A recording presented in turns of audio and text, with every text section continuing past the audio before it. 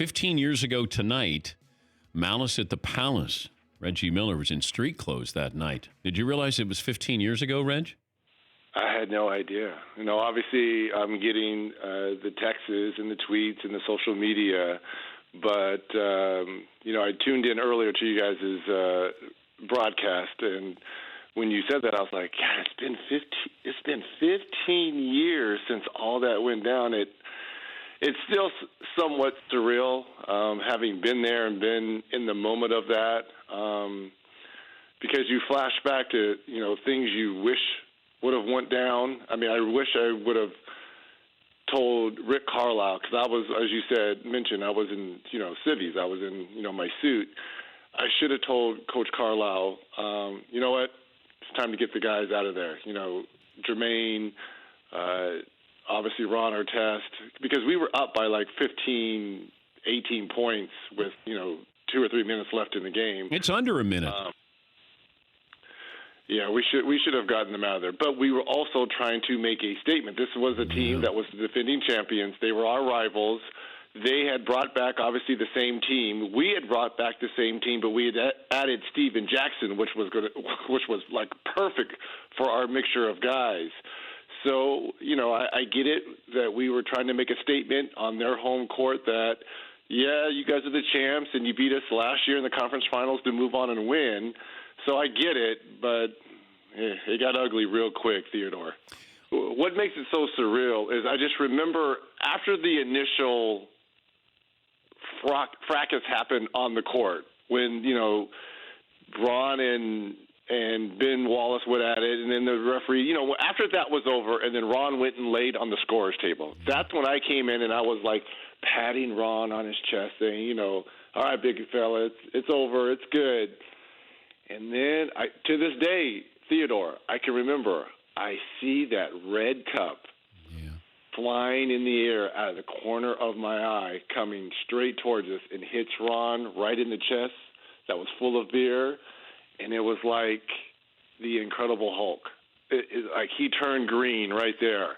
And it was like in slow motion. I was like, no, Ron! And he burst off the scorer's table and went straight into the stands. And I went right in after him to try to grab him, but it was too late by then because he had his mind set up on – I don't even think he knew who threw it. He just went into the vicinity of the cup. And that's when all hell broke loose. And I went in after him, tried to get him, and the rest, Jermaine and Ron, Steven Jackson, he went into the stands as well. It was just crazy. It was absolutely crazy. What was it like, though, when you guys went to the bus? Were you guys worried about your safety, getting out of that arena? What's ironic is not after that game, when we played them again and had to come to the Palace, that's when the issues of safety, because people were calling in bomb threats and there was supposed to be hitmen and assassins. It was like crazy. So we had to stay on the bus. I'm not kidding you, 2 hours. We couldn't even go into the Palace the next time we came to play the Pistons because there were so many bomb scares and the police presence was unbelievable. But the rivalry was real.